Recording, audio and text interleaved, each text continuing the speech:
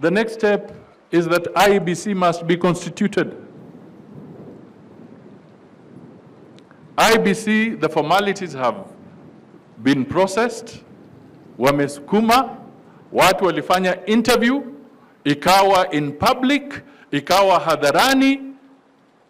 You watched, some of you watched on TV.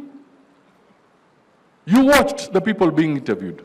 You yourselves as Kenyans, you know out of those interviews who performed well and who did not perform well. There was a panel that went through the process. A decision has been made. The names are now before Parliament.